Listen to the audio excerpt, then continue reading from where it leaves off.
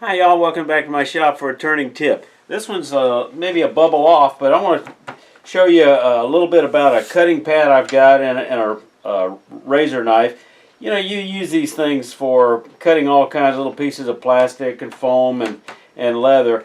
I had a marquetry class with Jane Burke some years ago, and she does her marquetry with a knife, and she told us, she advised us getting a nice X-acto knife, and of course I found this piece of crap somewhere for about the same price as one X-acto knife, and I thought, oh yeah, but it's got all these, you know, all these different blades and handles, and this has got to be a better deal. No, no. You know, sometimes buying cheap, you buy twice. But here's the problem with all these. They got these little rubber grommets or something collets that to hold the blades, and they're awful. They just won't hold them. They slip, and the blade comes back, and so I wound up investing in a nice Fiskars X-acto knife. It wasn't but a few bucks. I can't remember exactly how much. I've got it on my Amazon store. So if you're interested, you know, check out my Amazon shop. That's with the listing below. But it's got a metal, you know, gizmo here to hold the blade. It's got a nice, comfortable blade, reasonable size. Got a little soft area to hold, and it really cuts. And it's got this nice little plastic guard on it. The other thing that I find handy that I found out from taking that little class on marquetry, these cutting mats, and they're called self-healing.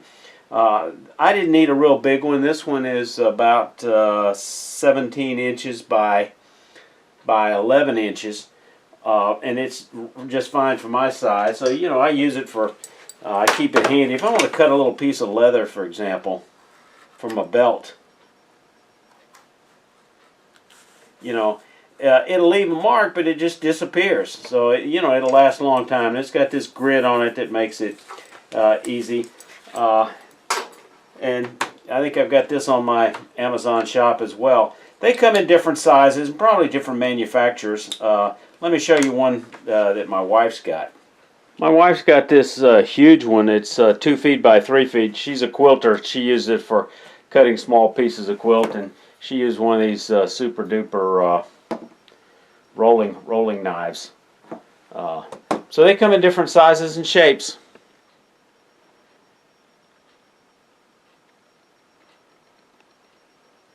And Rick Morris, if you're watching this, thanks one more time for this terrific idea about this electric cord reel right over top of my mobile work table. I use it all the time. I got this idea from Rick when we did a shop collaboration early last year on Two Guys, Two Shops. Got any ideas for a turning tip? Leave them below. Stay safe, y'all.